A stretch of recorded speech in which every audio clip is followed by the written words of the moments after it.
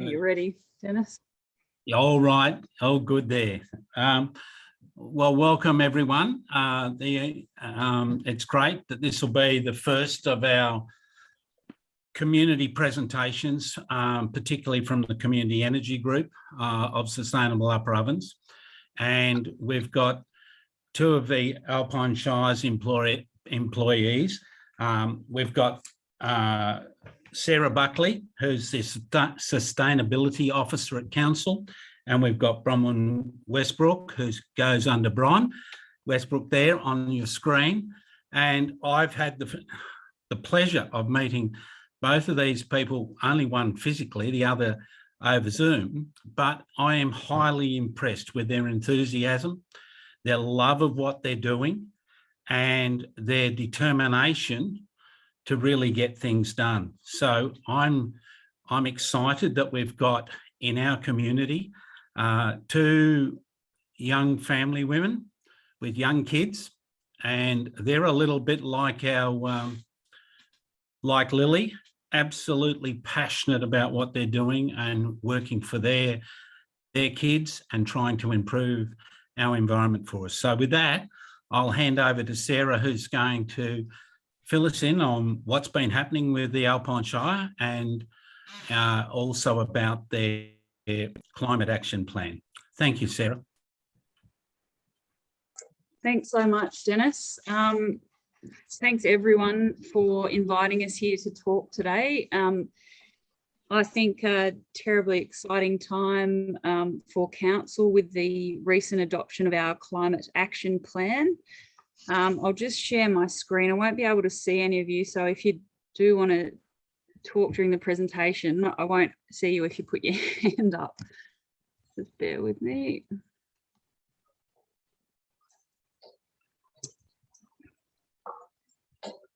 Okay, can everyone see that? Yeah. Great. So Bron and I are here today to tell you about our climate action plan and sustainability initiatives since we both started around about 7 or 8 months ago at Alpine Shire Council. And among other key commitments, Council has committed to a very ambitious and exciting target of net zero emissions. It's a corporate target by July 2023, and that was officially adopted at Council's most recent Council meeting. Before we get into that, an introduction. As Dennis said, I'm Sarah Buckley. I'm the Sustainability Coordinator at Alpine Shire Council. A little bit of background about myself, tertiary-wise. I'm a scientist, also in weed and insect ecology on top of that. I began my journey in sustainability in the workforce in national parks before going over to the waste industry in the private sector, and then moving across into metro local government for 13 or 14 years prior to moving to a regional local government for a glorious tree change, which I'd been aiming for about 10 years. So very lucky indeed to be working for Alpine Shire Council.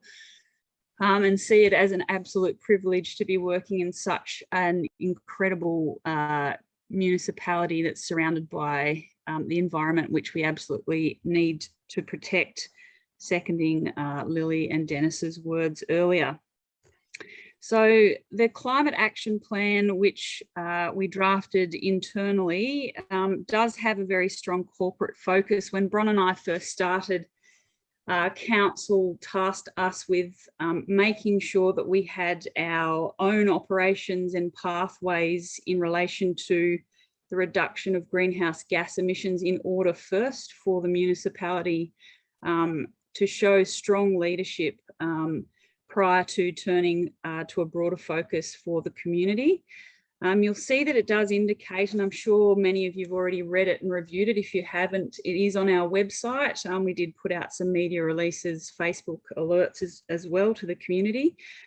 You'll see that at the beginning, it's a long-term strategy indicating the next step is to develop a climate adaptation and resilience plan for Council's assets and the community to ensure that they're climate ready, but that's the next steps, and more on that shortly. I guess before we detail the climate action plan, we just wanted to highlight some of the initiatives that have been done to date by Council. The first one you may have heard a little bit about. This is an extremely exciting initiative that was about 4 years in the making, that was contributed to by many environmental activists, you could call them, within many different local governments.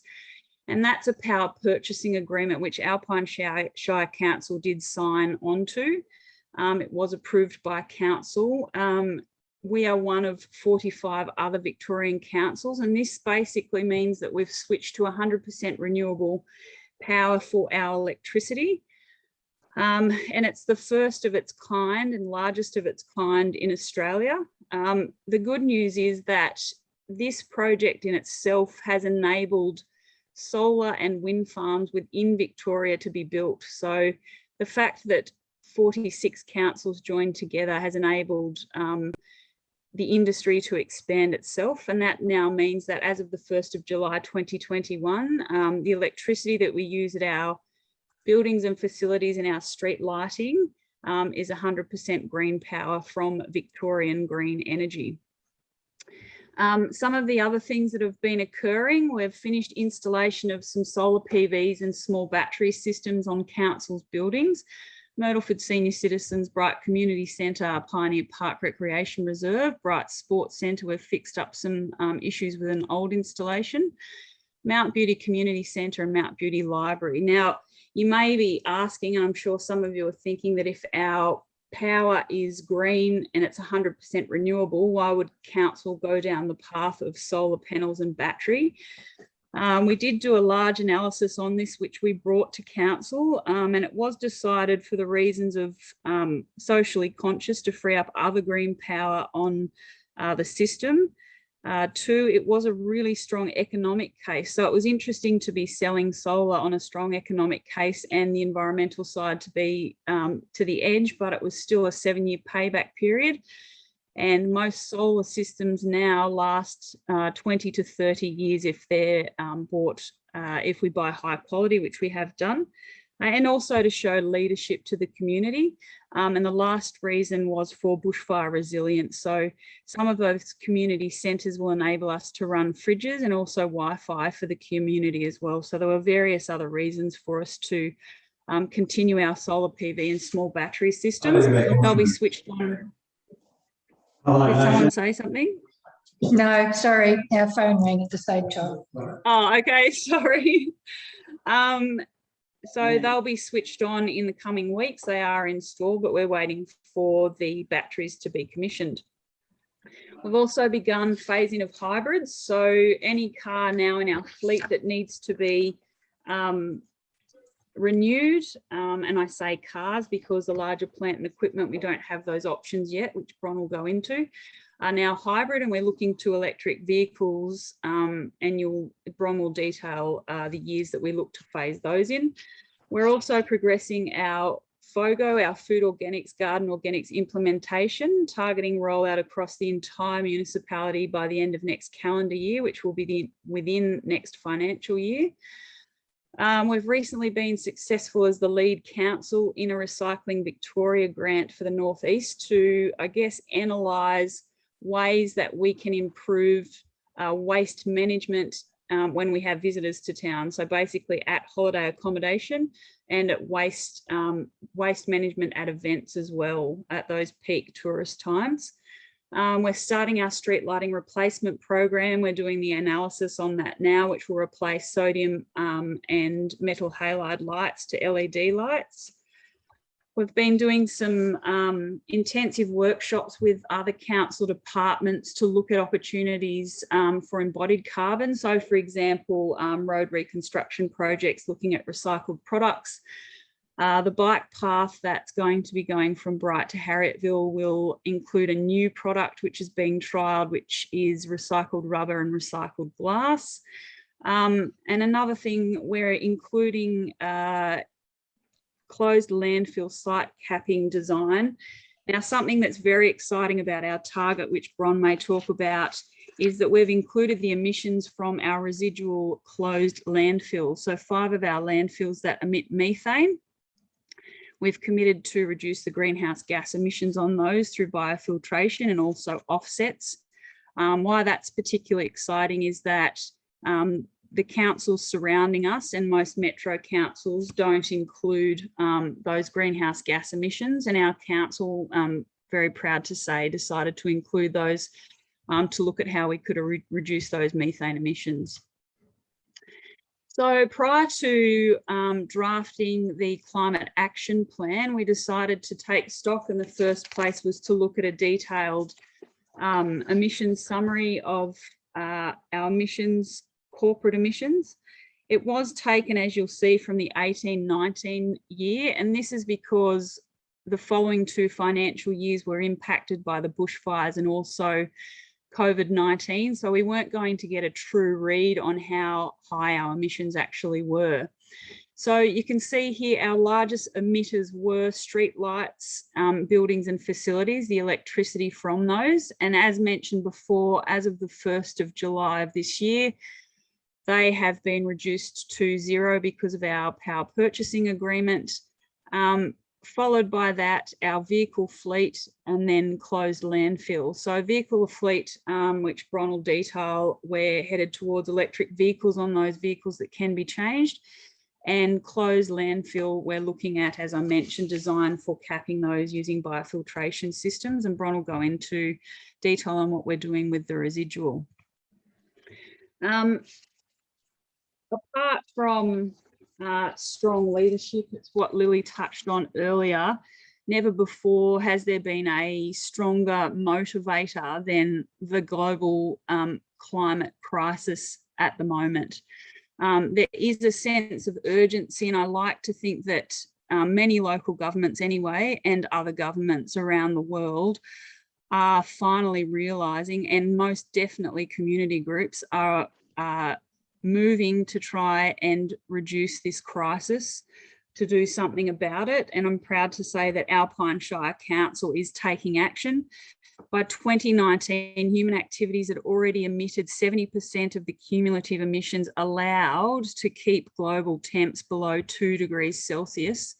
And I'm sure you're absolutely all aware of the recent IPCC report that's basically saying that it's happening a lot faster than we thought, and the options for limiting it to even 2 degrees are very quickly running out.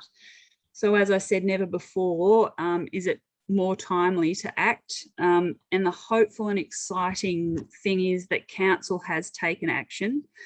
I believe it's the first step. We've acknowledged our emissions and we're on a pathway to reduce those to 0 by 2023. So there is hope, and as Lily mentioned before, and Dennis, I think we all need to play a part in that. And I like to think that by by taking action in the community and in government, that we may just get there. I'm erring on the positive side. So I will hand over to Bron now to detail the climate action plan and the initiatives and give a summary of our next steps. Over to you, Bron. Sarah, can I just make a comment before we move on? Absolutely.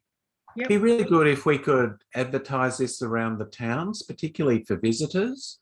Like even just a sign on every second or third power pole saying that it's the council's bought renewable power. Please speak to your council if you want the same thing.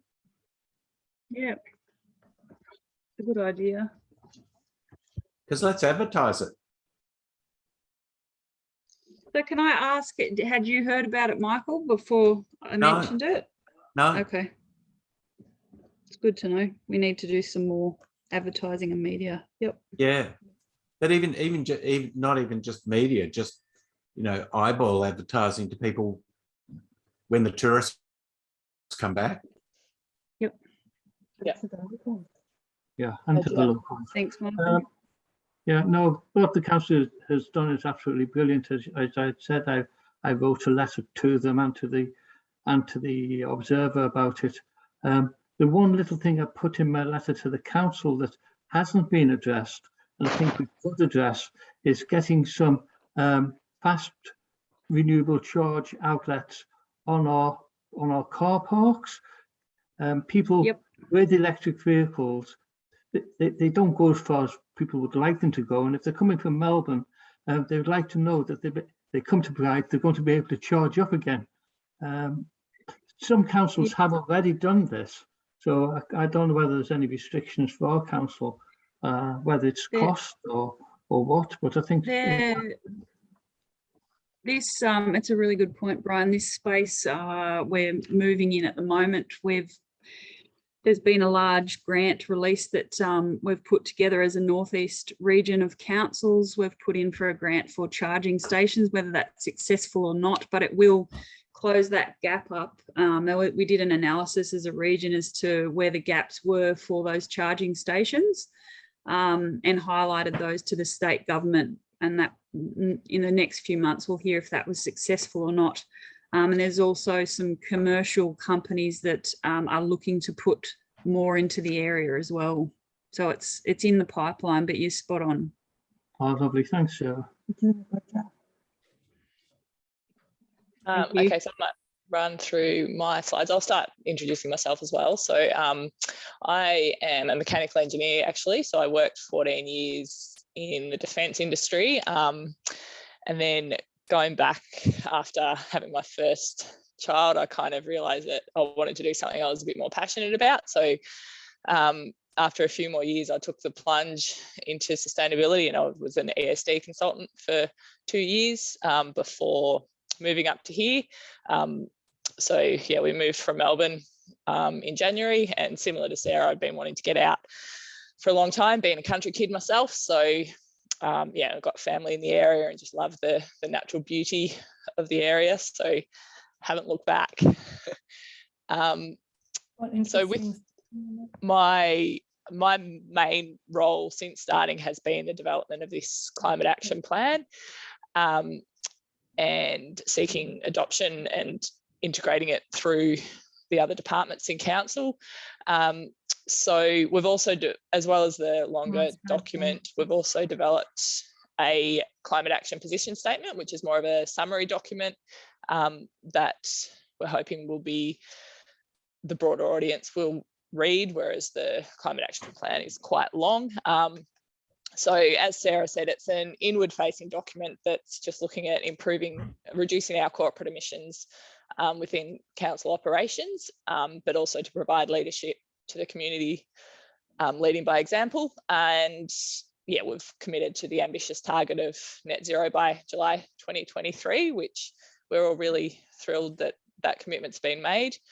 And we've set the review date of 2024 just to make sure that we keep up with climate science and changing federal and state policies and technology and community expectations. So it's going to be an ongoing review. Next slide, please, Sarah.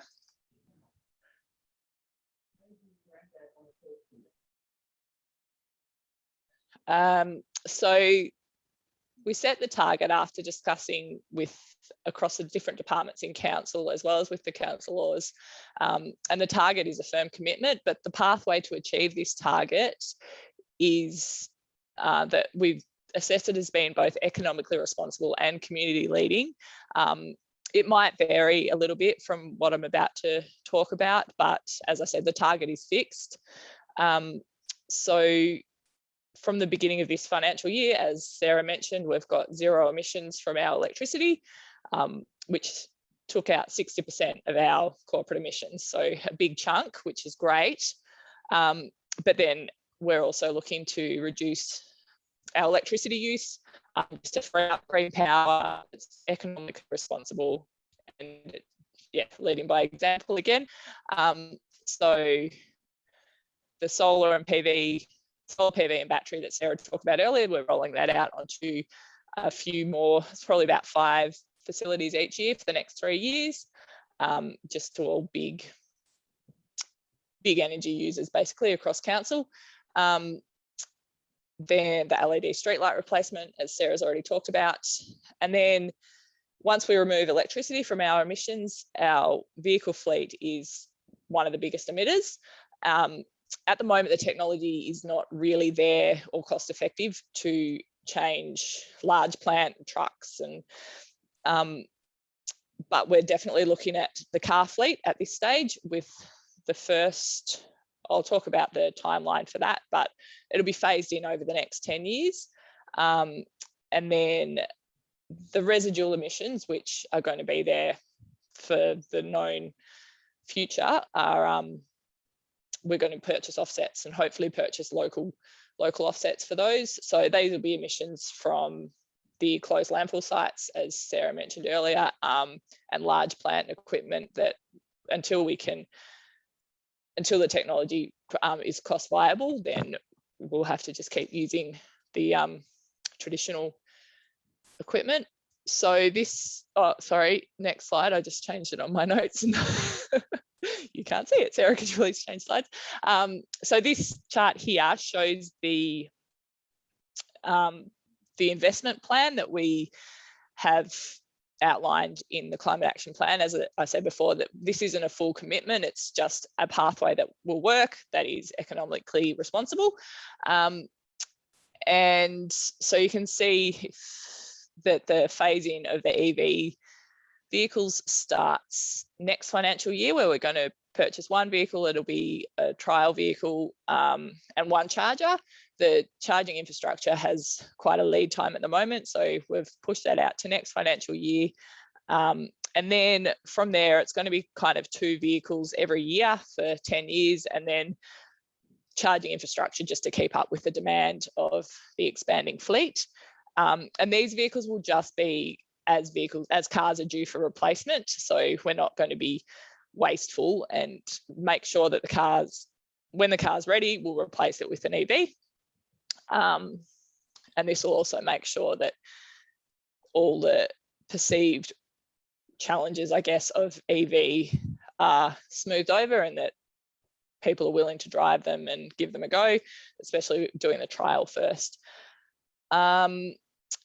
And then you can see the cost of the solar and street lights. They do pay back quite quickly. The EV is longer to pay back, but we did work out that the break even is in, what have we got there? I can't remember off the top of my head. It's about 12 years or something like that. 34, yeah. Yeah, so not amazing, but hopefully the price of EVs will come down and chargers, and then this will look a lot better. But again, it's leading the community by example and reducing hopefully one of our biggest emitters to zero.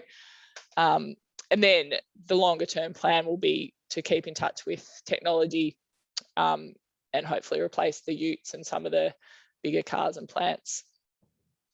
What are we up to? Next slide, please, Sarah.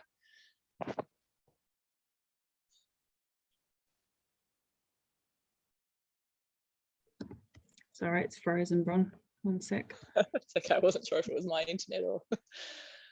No.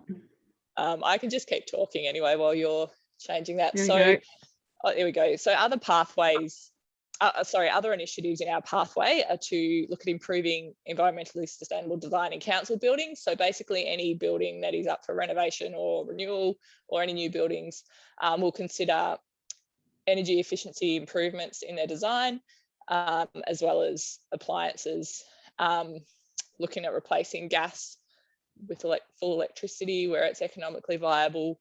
It's going to be sort of a case-by-case basis, but the plan is to develop a toolkit that will be used by the team that is managing any of these projects. Also embodied carbon. As Sarah already talked a little bit about the new rail trail, but as well as that, it'll be looking at any other infrastructure projects and how we can reduce embodied carbon. We haven't been able to account for or measure embodied carbon to date because we just don't have the resources within council, and it's a mammoth task, but obviously just to try and reduce where we can going forward is our plan, and then continue capping the closed landfill sites that Sarah talked about earlier using biofiltration, as they are actually now one of our, I think they are the biggest emitter. And while that will reduce over time, it's still going to be a big problem. So we need to address that as we've taken accountability for it. And then broader sustainability issues.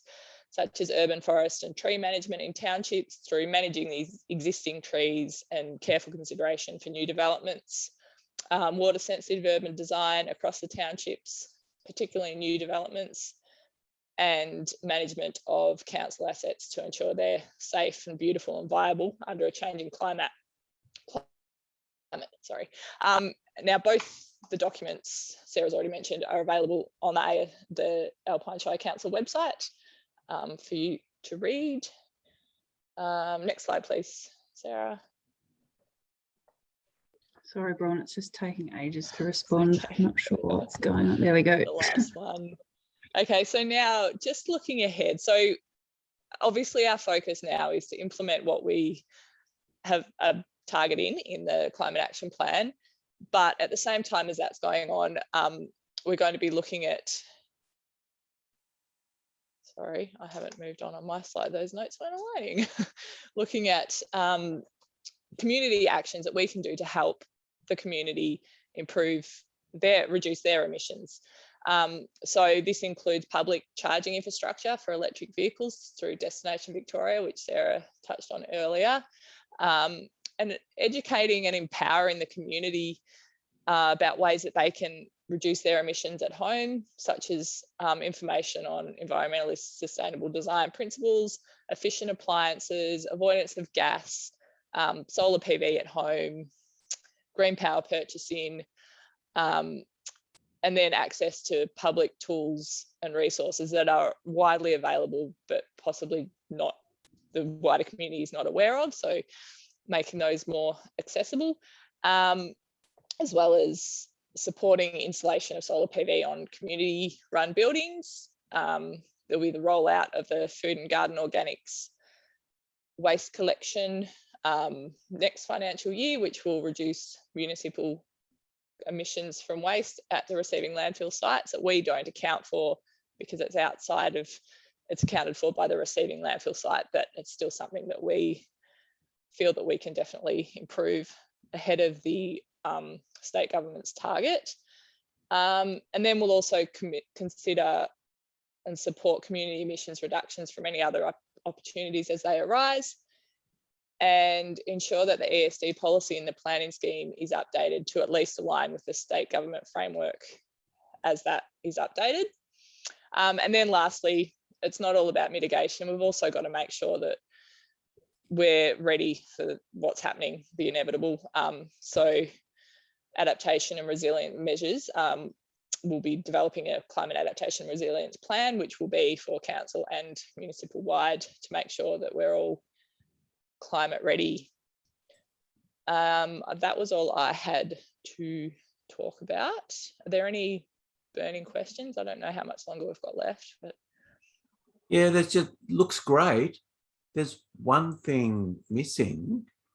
Is there a way we can use the planning regulations to require new buildings to be more sustainable? Because there's a lot of new building in Bride in particular. That's a really good question, Michael. So we've recently had discussions around joining CASB, the Council Alliance for Sustainable Built Environment, which you've probably heard of is the main group.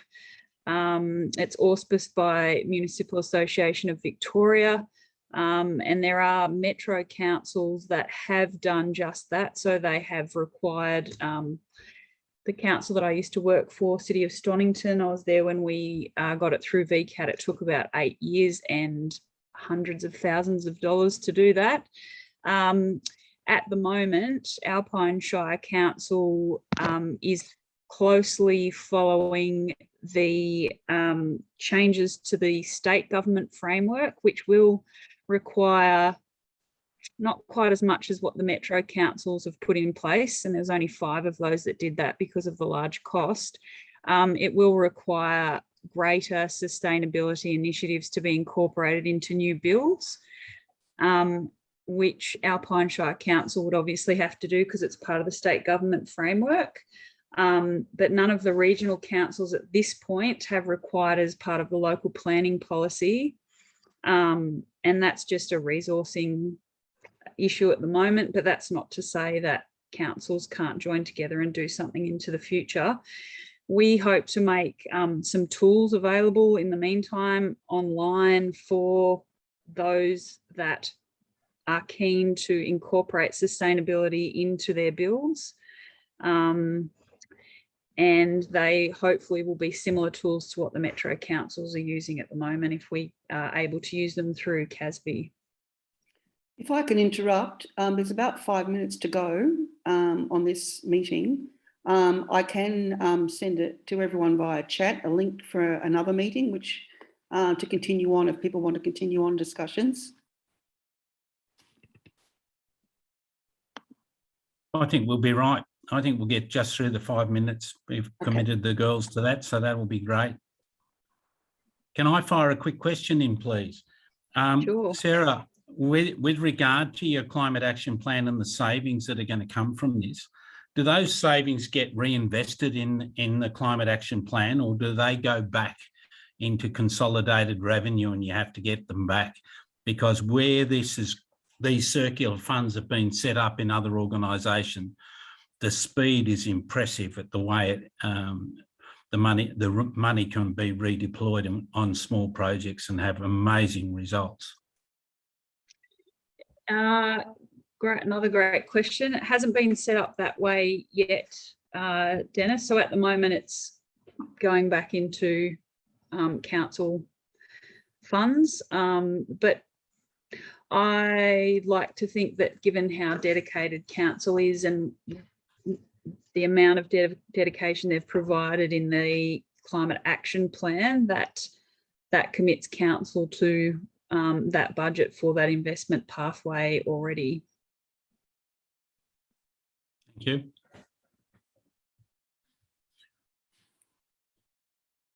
Are there any other questions that are burning there?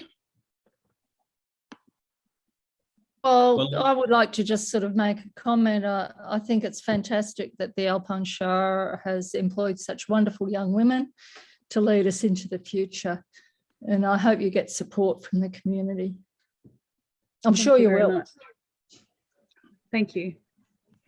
We'll do everything we can to support you, and thank you both, Sarah and Bron. It's been fabulous. And as I said at the start, you are both amazing young people helping to lead us and guide us. And we really need your expertise to, and then you get out there and give us a bit of a push and see if we can help you in any way that we can. Thank you very much for your time this afternoon on behalf of Sustainable Upper Ovens, and all the best. Thanks very much for having us along, and thanks for all the work that you all do as well. It's just quite inspiring to see so many people joined together to form Sustainable Upper Ovens. So no doubt we'll be working together in future. So thank you very much. Thank you, everyone. Thank you, Bronwyn. Cheers, Thank guys. you. Thank you. Thanks, everyone.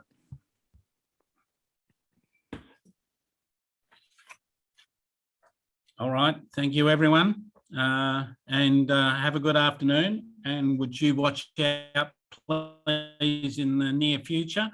I can tell you 2 dates, October the 25th and November the 22nd at 8 p.m. We will be running some Zoom meetings to bring you up to date on what has been happening. There's the Solar for Good program, which we want to tell you about.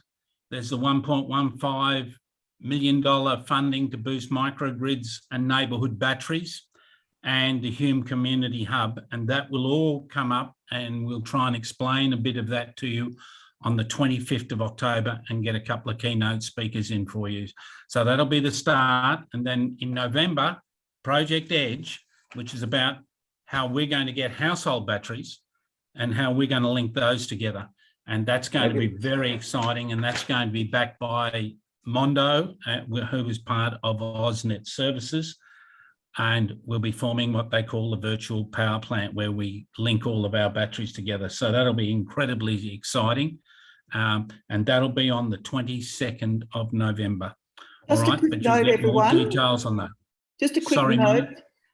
Just so you keep updated with news items and announcements of these sorts of events, and you know that they're coming. If you're not already subscribed to our news email list, if you go to the sustainableupperovens.org.au website and go to the news section, you'll see there's a form that you can subscribe to our news list. And so all of these notifications will be sent to that email list. We also post them on our Facebook page, but as you know, you don't always see things on Facebook. So I think if you really want to know that you get messages about these events, please subscribe to the mailing list. Thank you, everyone. Have a good evening. Right. Okay.